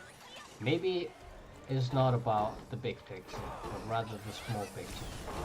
The businesses doing in it in one country. Like for example, if I take Microsoft, I won't speak of what I do, of what they do in maybe India, China, or whatever those poor countries, let's put it out. But rather in the what the main HQ is, the headquarters, I guess.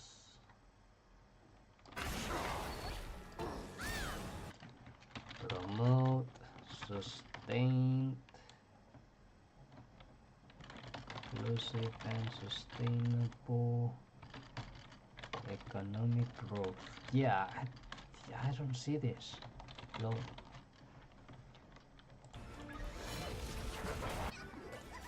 I mean, maybe within. Like for example, if I ever go to Microsoft, I might have the opportunity to walk up. To walk out the ladder, walk up.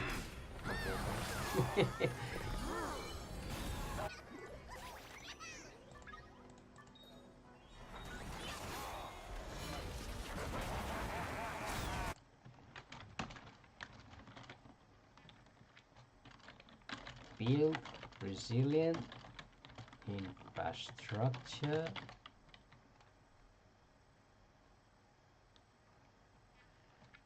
I'm not sure about that. I'm not sure what's supposed to be like. Your building is going to last for 20 years, 50 years, 100 years, something like that. Just that's very hard to say, I guess. To some extent, we can try it.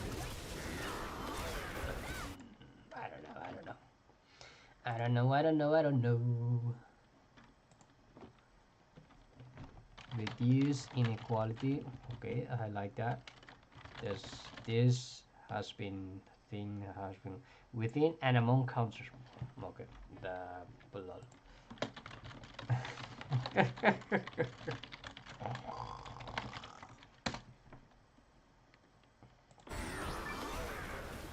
real. I don't know what do you think about this thing, honestly.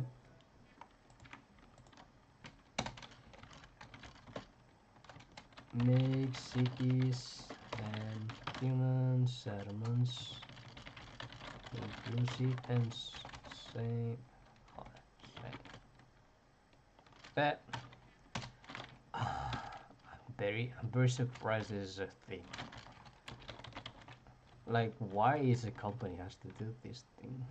I'm kind of confused now. To help address the enormous challenge of sustainable development, the United Nations in 2015 set out 17 Sustainable Development Goals, SDGs.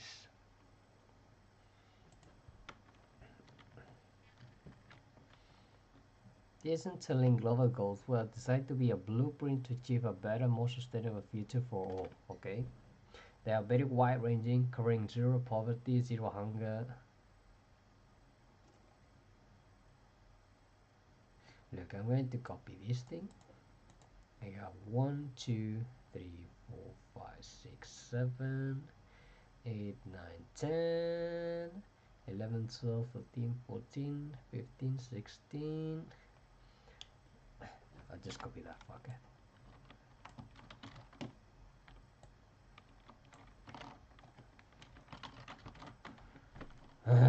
We finished with that.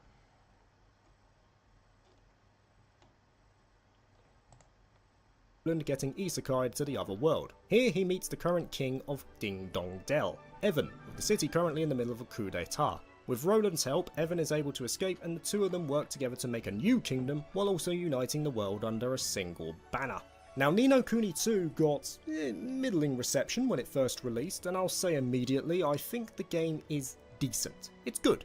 Not great like the first game, but it's not the travesty that others make it out to be.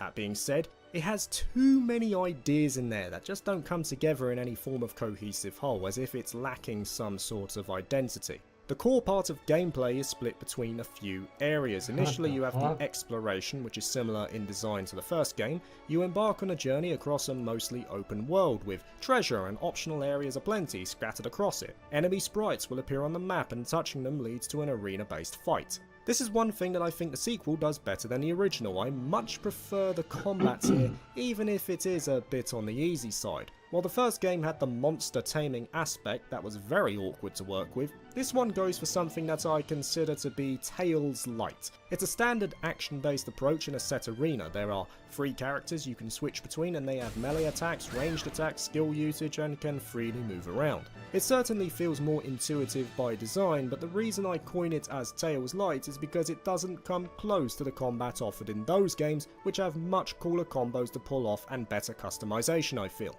That being said, Ni no Kuni 2 does have its own unique take called the Higgledies, which are these rejected designs from other games given form. The Higgledies can join you in battle and offer certain benefits to the team like healing, buffs or supporting the attack. Like the characters, they can also level up, but not through standard experience points. Instead, they level up back at the Kingdom. Now the Kingdom is the big draw of Ni no Kuni 2. Evan is the king of this land and as such he oversees the expansion of his kingdom to become a power all its own. He has the ability to build new facilities, enlist citizens to join and draw money and resources from the populace in order to expand it further. The kingdom building is without question the best part about the game for me. It's surprisingly in-depth even for someone like me who does enjoy strategic titles like Civilization and Total War in spurts. It's got all the foundation of those titles, but it has its own little twist to it to set itself apart, and incorporates it well into the fabric of a traditional JRPG experience. A lot of what you do in the kingdom ties directly into your journey, like the aforementioned Higgledies and leveling them up. Buildings will often have levels assigned to them, and higher levels allow you to research ever more powerful traits like experience bonuses, better armor vendors and so on. In order to research these benefits though, you need the citizens. We're all busy.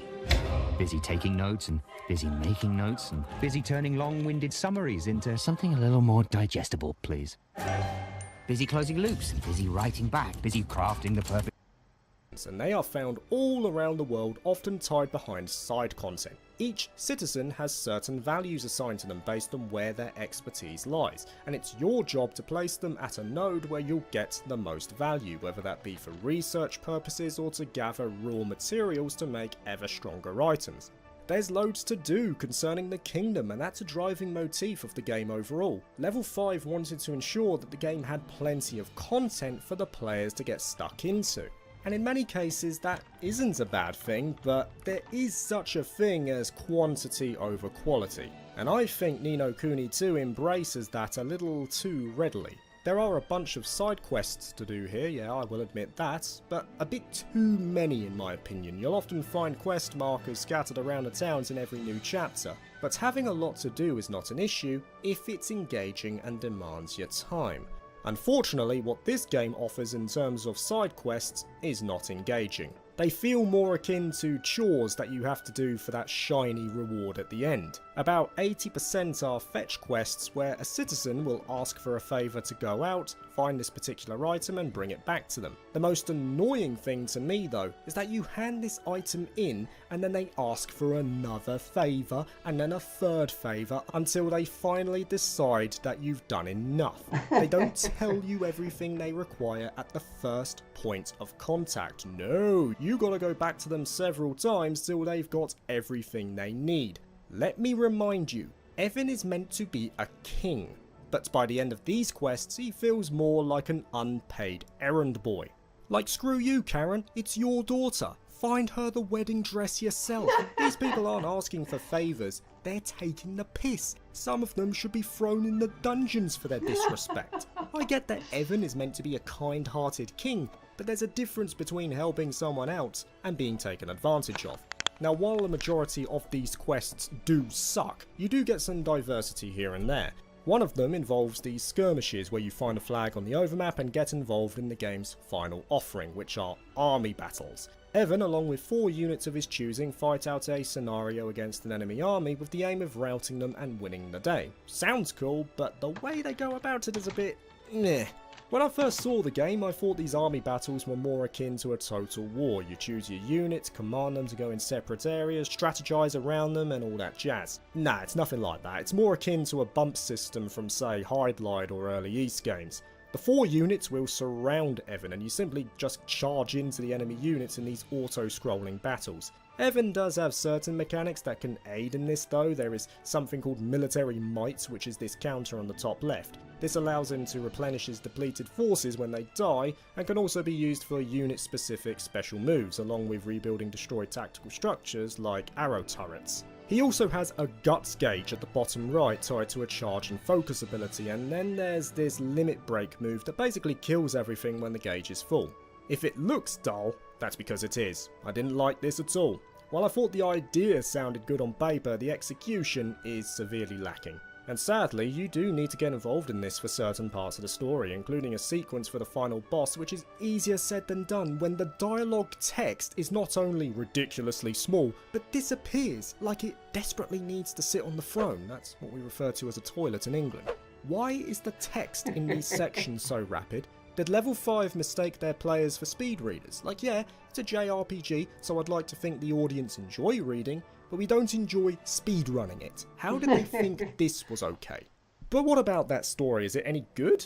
It's satisfactory, but it doesn't measure up to the first. My biggest disappointment with Ni no Kuni 2 is that it doesn't really build on what the first game did. The original had a wondrous world, a unique offering all its own, and it stood out purely for its decent writing and stellar animation that worked in tandem with that. And despite being a more feel-good adventure, it had some heavy-hitting moments too. Revenant Kingdom, though, doesn't embrace that universe. It brings in certain elements of that story in sprinkles, but it's mostly just this idea of uniting the world and nothing more than that. Heck, even the best part of the game, the beginning, is just forgotten until right near the end. The whole idea of jumping between worlds, which I thought was a great mechanic of the first game and could also be a boon in this story, not used at all. And it's not just the content of the story, it's the visuals as well. Ni no Kuni 2 is still a beautiful game in many respects, but since Studio Ghibli weren't involved in collaboration for this title, there's a clear lack of that magic that was present in the first game. Towns, for example, don't have that identity anymore, and there are no longer any of those animated cutscenes which were such a charming part of the first game.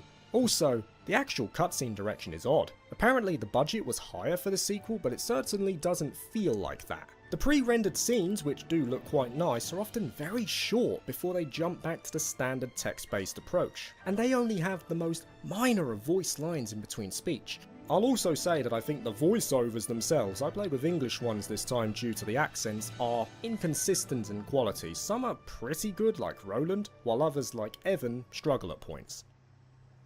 If that's what it takes, I have to try. And I can't stop trying until everyone is able to live happily This ever is why after. I don't play JRPGs in English. I can't let it all end here.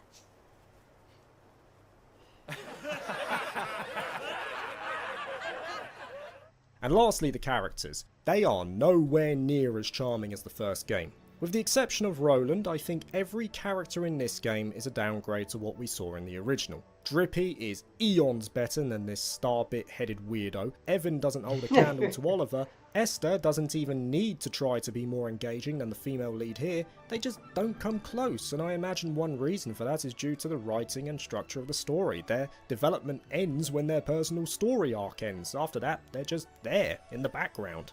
The story in particular though, I was very close to dropping it come chapter 4. That chapter doesn't need to exist. It's pointless filler. It has no bearing on the ultimate goal and it encompasses everything that this game does poorly. The fetch quest mantra, the army battles, the lackluster cutscenes, all the worst things of this game are present at that point. Granted, I did push through though, and I do think it ends on a high, so there is that.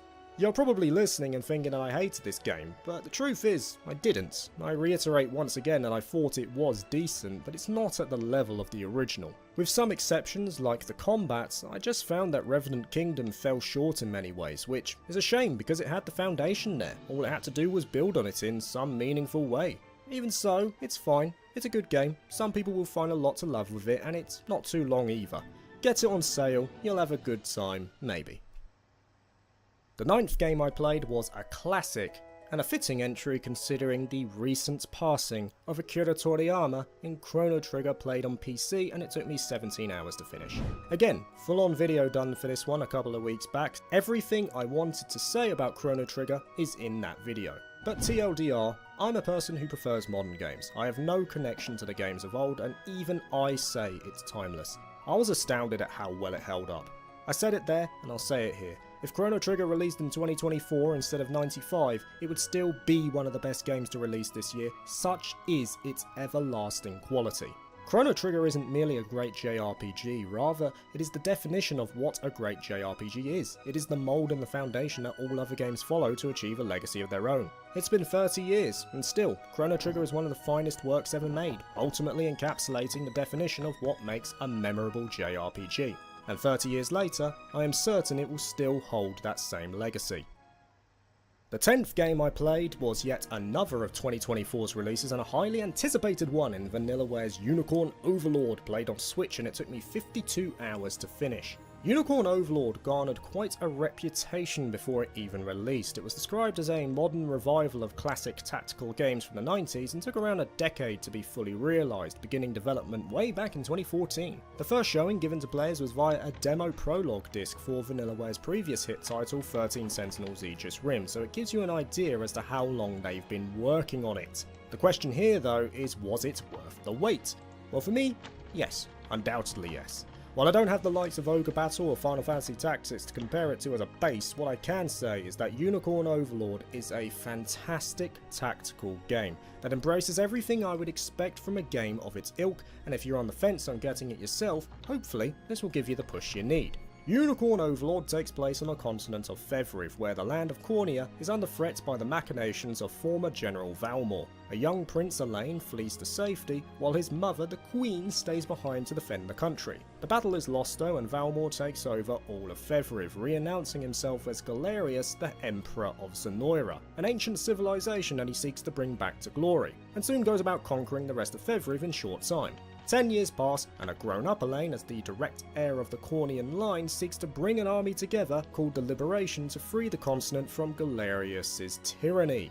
That's it. The story goes like that. It's a high fantasy epic about retaking one's home, and it's as vanilla as it gets. The plot on offer here isn't going to blow anyone's mind, but it's still good, purely for the fact that everything that happens in the game is geared towards retaking the Cornian capital and overthrowing Galerius. There's never a loss of direction, and all the characters who join the journey have clear reasons for doing so.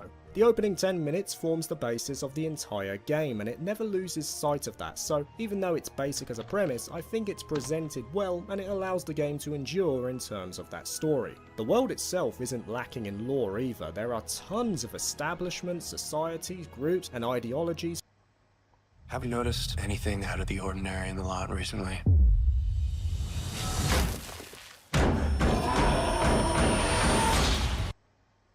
Throughout the land, and it's consistently updated in a dedicated archive that details all of the backgrounds and developments.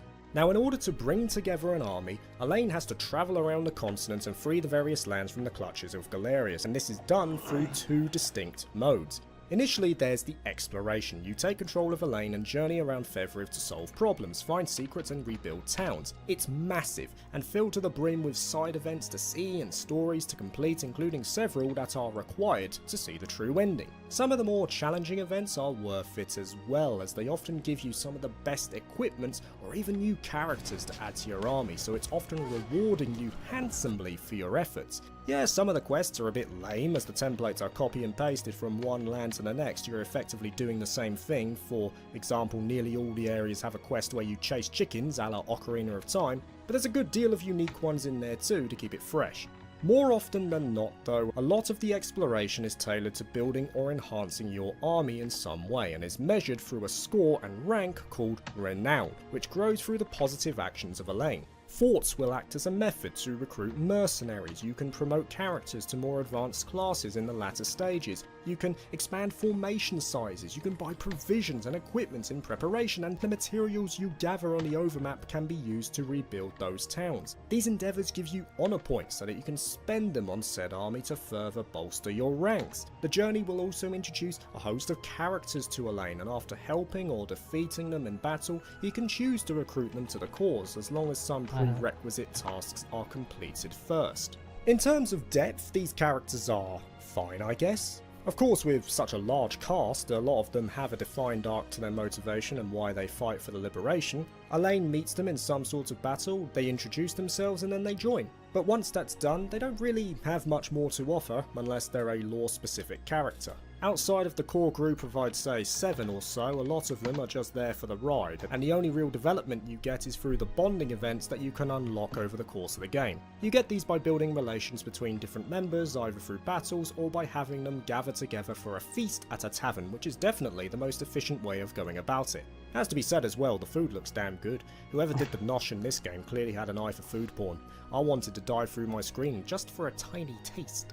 That's a testament to Vanillaware as a whole really. They're well known and regarded for their unique art style, and it's no different in Unicorn Overlord. The game looks gorgeous, and the character designs are crisp and pleasing to the eye, along with decent animation to back it up.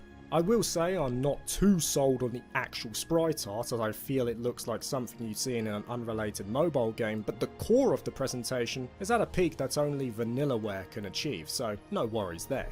It's quite clear that a lot of time, effort and money was put into the game. There's a good deal of polish throughout, but as the game went on, it did start to show fatigue. While the early lands like Cornia and Elheim are well realised, with a huge amount of towns and events around the land, the later areas, especially Albion, felt barren in comparison. Smaller landmass, less towns and less side content, I felt that the game was clearly showing the lack of budget at the later stages. And that doesn't surprise me, because Vanillaware made it clear that by the end of development, Unicorn Overlord had actually run out of budget, and you can certainly see where those resources had to be stretched. Anyway, that's only the first part of the game. We haven't even touched on the true highlight of Unicorn Overlord, which is the gameplay, and this is where the game shines. Periodically, Elaine will be confronted with a battle, represented by this emblem on the map. Choosing to partake in the battle shifts the map to this tactical layout. The tactical system in Unicorn Overlord is in a league of its own. All battles take place in real time but can be paused whenever the player chooses. You deploy your units on the map and command them in the way you see fit. Tactical 101 there. But rather than having one member of a certain class fighting by themselves, you instead have several members joining together in a formation of up to 5 characters.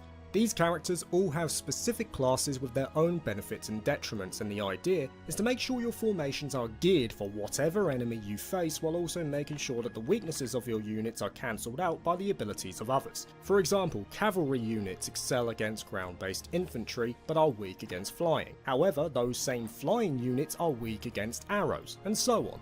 That flying unit though can be defended from arrows by the Vanguard, who has an ability specifically designed to block arrow fire. It's all about finding that synergy. Now when you engage in a fight, you don't actually control the units, you just watch the fight play out, but the fun comes before that battle starts. You get a window as to how the fight will play out, with health bars representing the total HP of all units displayed before it starts. While I couldn't see a way to disengage, you can turn the fight in your favour in a number of ways if you initially seem to be losing. If another battalion is close by, you can switch out with them, or you can use items that will increase your defense or offense. Even changing the formation of your units before you fight can have an effect, like switching who fights on the front and the back line and who stands behind who. The biggest draw of the tactical gameplay though is in the player-made tactics system. Every character that joins a fight has a set number of active points and passive points, and they will use these based on a priority list set by the player. While default options will attempt to choose the best layouts, and it does work well most of the time, far more importance is placed on the player tweaking the tactics to get the most out of their units, especially on the higher difficulties. And you could do the same thing with every single character. Not only that, there's a great deal of customization in terms of equipment, accessories that will give you more passive and active points, or even weapons and shields that have their own abilities. It is such a deep and fulfilling tactical approach, and it only gets better as the game goes on. The later areas bring all of the mechanics to the fore and expects the player to do the same thing. That's another thing I have to praise Unicorn Overlord for. The difficulty curve is on point. It starts quite simple in the land of Cornea and even the second land too, but when you get to those later areas it starts to ramp up the difficulty. But it's never insurmountable as long as you're constantly tweaking and understanding the systems that are presented to you. If you're actually being tactical and strategic, you'll have a challenge, but you'll never be overwhelmed because of enemies that are, quote, too strong. But it's not all about the battles, even traversing the land itself can be a puzzle. Every formation has one leader who gives a benefit to that team on the map. Flying units can cross over walls, thieves can lower rest time, and berserkers deal more damage to obstructions. More often than not, you'll likely want to change your leader in the midst of battle to something else to get the most from their abilities, as archers or priests for instance can offer a long-range aerial volley or heal to groups that are fighting nearby. There are traps set across the map, watchtowers to increase visibility and increase assist range, ballistae to decimate enemy ranks. The characters even have their own abilities during traversal that can completely turn the tide of battle without even engaging in a fight, as long as you have the valor points to do so, represented by this gauge on the top left. There's just so much to work with, and it's easily the best part about the game. If tactical gameplay is what you prefer over a story, then Unicorn Overlord is the game for you. Heck, the story's still good. I'm a person who prefers narrative over gameplay and I still loved it, so you're covered in both areas. In short, the game is a triumph. It was well worth the wait. Vanillaware's aim was to create a tactical title that harkened back to the tactical games of old, while also offering a modern twist. CDKeys.com. Shop the latest games and upcoming releases at the best prices. Enjoy incredible savings with up to 35% off new releases. Don't miss out. CDKeys.com. Pay less, game more. Game more. Oh, I finished. Nice. To set itself apart. Once again, I don't have those older titles to compare it to, but what I do know is that Unicorn Overlord will remain as one of the finest tactical games of 2024 and beyond as well. It embraces everything that a tactical game is at its core and excels at it, and also has that ever recognisable stamp of Vanillaware to ensure it endures for the ages. A must buy for any fan of tactical games. The 11th game I played was another that was on my backlog for 2024, and one that I got to kick up the rear to try out sooner rather than later after my time with Raincode last year. It's the original AI The Somnium Files played on PC, and it took me 25 hours to finish. Not a JRPG, but once again a game that JRPG fans, especially those who are story focused, can enjoy. AI The Somnium Files is more akin to an interactive visual novel. It has multiple routes and narrative and character focus, and little in the way of actual gameplay. But that doesn't mean it should be overlooked. Set in the near future, it begins with the player-controlled character Date. In the case of people, Date can ask a number. Once you see all of them, Date himself. Date is such a great protagonist. He's the ultimate dork in many ways. Around 25 hours to complete, and I was pretty much exploring everything in the vicinity in between story sections, so I've no doubt some people could finish it faster. But I'll leave it there, out of fear of potentially spoiling anything if you choose to try it yourself. All I'll say is that if you're a fan of stories like I am, give thought trying AI The Somnium Files. It's another hit experience from Spike Chunsoft. I will. As is the final entry, the 12th one, and out of fear of spoiling, I'm going to keep this entry short because it's essentially the same game in AI The Somnium Files Nirvana Initiative, played on PC, and it once again took me around 25 hours to finish. It is a direct sequel to the first, and as such carries over many of the same mechanics. Progression of the story is similar, interactions and dialogue utilise the same approach, and so on. Even so, Nirvana Initiative does have a couple of things to freshen it up. There are AI recreation sequences where you effectively retrace the steps of the culprit to better visualise what occurred, and I'd say that the puzzles and somniums in this game were notably more complex than the first. The somniums in particular were very creative for Nirvana Initiative, and they already had a strong base from the first game, but I'd say overall, I preferred these ones in terms of what they brought to the table. And as for the puzzles, well, there were a few moments where I found myself completely stumped. One moment in particular required clues from specific parts of 2 routes to even progress to the second portion of the game. And even though the summary told me where it was, it didn't actually state what it was, so I found myself revisiting certain sections to find what I needed. If anything, that's the one issue I had with Nirvana Initiative. There were some areas where it does feel player hostile. Even with the clues given, some of them are so specific that it can still be difficult to decipher, and even then, I couldn't find an option to reopen the archive so I could remind myself. That feature would have been helpful at points.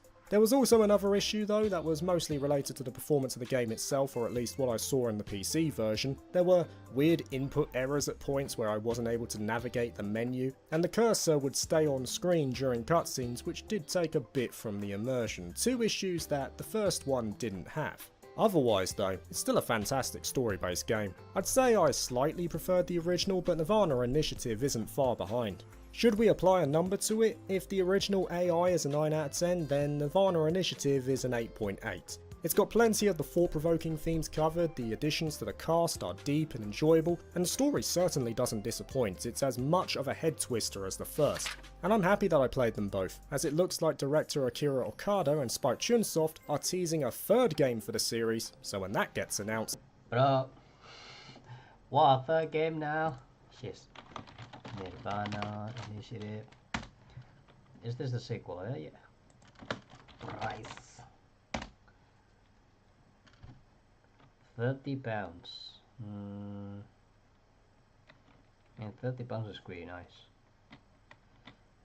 Let me see. What was the lower? £5. Okay, that was in Russia.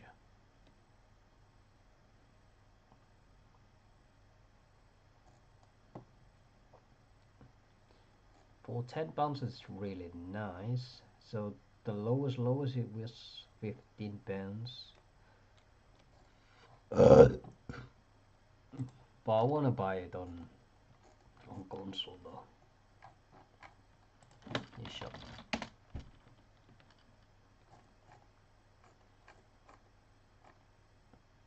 Either on console or physical.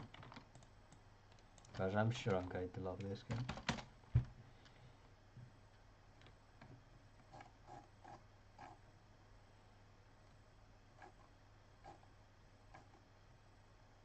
I'm just confused by the box art though.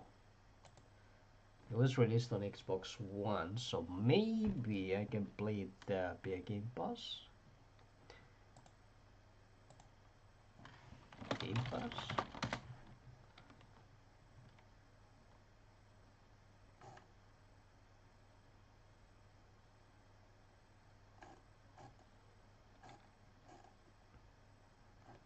It's not on Game Pass.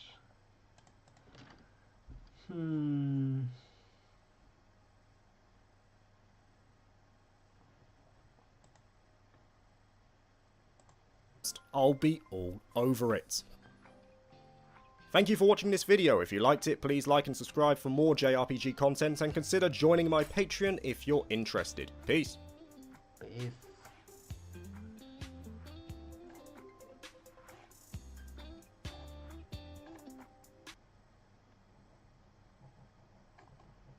Why Game Pass group services not skip AI?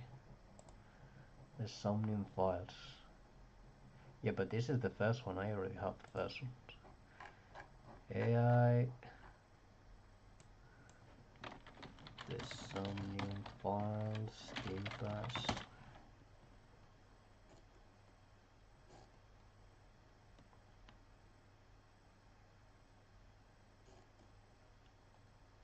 Yep.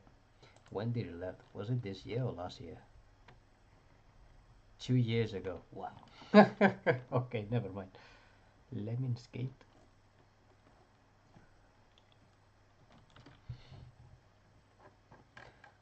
Okay, it was a great video, honestly. There were a couple of games that I'm really interested in now. Ni no Kuni 2 is one of them, and Unicorn Overlord. I was already interested in this one, but now even more, because it's a must-have for strategy RPG lovers, so I must take it. And then yeah, the other ones I'm not that interested. Like, I'm not really interested in all of these Atelier. There's one Lulua. Was it called Lulua? I can't remember the name. From me. And the fourth game I played was Good Game. Lulua. I'm not sure if I have it. It's basically one of the a sequel to one of the old Ateliers, but it's modernized with a very complex alchemy system or something like that. I think that's the most one that I'm really looking for. And as for this, I don't have the time right now because it requires at least 1 hour. One for these, 30 minutes for this, one for this, and then the activity forum. We'll see, we'll see. I'll do that. I don't know if either tomorrow or on Wednesday. Right now I'm going to play because I want to play something. And that's it for my studies. Hope you guys learned something. I did not learn anything. Most of the stuff that we touched on today was about sustainability, which in theory you can work on it. Now the problem is the world is massive and there's a lot of countries that do not care about this. Even if they want to, they do not care. And then I'd say a lot more people will say they care, but they do not care at all until they affect them directly. So that's why I wouldn't care that much.